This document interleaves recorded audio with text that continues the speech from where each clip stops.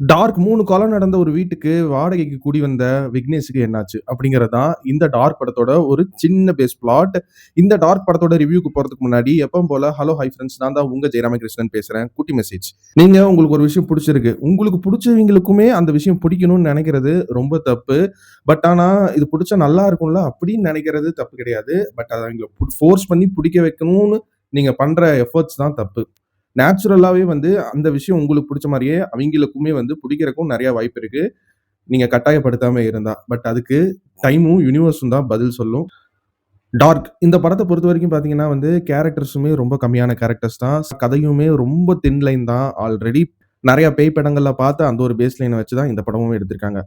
இந்த படத்தோட ஹீரோ யாரு அப்படின்னு கேட்டீங்கன்னா, இந்த படத்தோட ஸ்கிரீன் பிளே தான். படத்தோட ஸ்டார்ட்டிங்ல இருந்து அப்படியே ஃபிளாஷ்பேக் போர்ஷன்ஸ காட்டுற விதம் ரொம்ப எதார்த்தமா எடுத்திருக்காங்க படத்துல. ரொம்ப சாதாரணமா, லைவ்லியா எப்படி ஒருத்தர் கதை சொல்லும்போது நம்ம இமேஜினேஷன்ல நடக்குமோ, அந்த மாரி ரொம்ப கிரவுண்டடா சட்டிலா எடுத்திருக்காங்க. இந்த ஹாரர் கான்செப்ட்ட. அதாவது ஜம்ப் ஸ்கேர்ஸ் இருக்குமான்னு கேட்டீங்கன்னா, ஜம்ப் ஸ்கேர்ஸ் ஒரு 2, 3 இடங்கள்ல இருக்கும். ஜம்ப் ஸ்கேர் மட்டும் தான் ஹாரர் படம் அப்படின்னு நெனைச்சிட்டு வரவங்களுக்கு இந்த படம் ஒரு ஒரு மாரியான ஒரு டிஃபரண்ட் ஆஃப் ஒப்பீனியன் தான் குடுக்கும். இந்த ஹாரர ஸ்கிரீன் பிளேல ஹேண்டில் பண்ண விதம் இவரோட பாயிண்ட் ஆஃப் வியூ என்னவா இருக்கு இந்த கதையில அப்படிங்கிறதுல ஒரு ரைட்டரா டாடா படத்தோட டைரக்டர் கணேஷ் கே பாபு ரொம்ப அருமையான ரைட்டர்ன்னு ப்ரூவ் பண்ணியிருக்காரு. அத விஷுவலா நம்மளுக்கு காமிச்ச இந்த டார்க் படத்தோட டைரக்டர் கல்யாண் கே ஜெகன் ரொம்ப பிரில்லியன்ட்டான ஒர்க் பண்ணியிருக்காரு இந்த படத்துல. ஆக்டர்ஸ் பெர்ஃபார்மன்ஸ் வைஸ் எனக்கு பர்சனலா இந்த படத்துல எனக்கு புடிச்ச ஆக்டர்ஸ் பெர்ஃபார்மன்ஸ்ன்னு பார்த்தீங்கன்னா, அந்த ஒரு ஹாரர் ஃபீல குடுத்து ஒரு ஆக்டர் நடிச்சிருக்காரு. ஆக்டர் ஷாகுல் அந்த 3 பசங்கள்ல ஒருத்தரா நடிச்சிருப்பாரு. அவரோட ஆக்டிங் பெர்ஃபார்மன்ஸ தாண்டி, அந்த ஒரு சின்ன சின்ன சீன்ஸ்ல தான் வராது. ஒரு 2 செகண்ட், 3 செகண்ட் கூட இருக்காது அந்த சீனு. அதுல வர அந்த ஒரு ஹாரர் ஃபீல ரொம்ப அழகா விஷுவல் பண்ணி காட்டியிருக்காங்க. அந்த டெடிகேஷன், அந்த ஒரு ப்ராஸ்தெடிக் மேக்கப்க்கு குடுக்குற அந்த ஒரு டெடிகேஷன் இந்த படத்துக்கு ரொம்ப ஆப்ட்டா ஒர்க் ஆயிருக்கு. விஎஃப்எக்ஸ்க்கெல்லாம் பெருசா செலவு பண்ணியிருப்பாங்களான்னு தெரியல. நெறைய ஷாட்ஸ முடிஞ்ச அளவுக்கு பிராக்டிகலாவே போட்டு மூவ் பண்ணியிருக்காங்க. அதெல்லாமே ஒரு சிம்பிள் இன்டெலிஜென்ட்டான ஒர்க்ன்னு சொல்லுவேன் இந்த படத்த பொறுத்தவரைக்கும். படத்தோட மியூசிக், ஆர்ஆர் ஒர்க், ஹாரருக்குன்னே உரித்தான அந்த ஒரு சவுண்ட் டிசைன், இந்த ஹாரர் ஃபீல மெயின்டெயின் பண்ண அந்த ஒரு கலர் டிஐ, படத்துல இருக்க சொல்லப்படாத சின்ன சின்ன லேயர்ஸ், மைன்யூட்டான டீட்டெயில்ஸ் இது எல்லாமே இந்த படத்துக்கு ஒரு பெரிய பிளஸ்ஸா தான் நான் பார்க்குறேன். இந்த படத்துக்கு இருக்கிற நெகட்டிவா நான் என்ன பார்க்குறேன்னா, இந்த படத்தோட கதையில இருக்கிற அந்த ஒரு தின் லைன் தான். அந்த தின் லைனுமே அடிச்சு துவச்ச கதை தான்.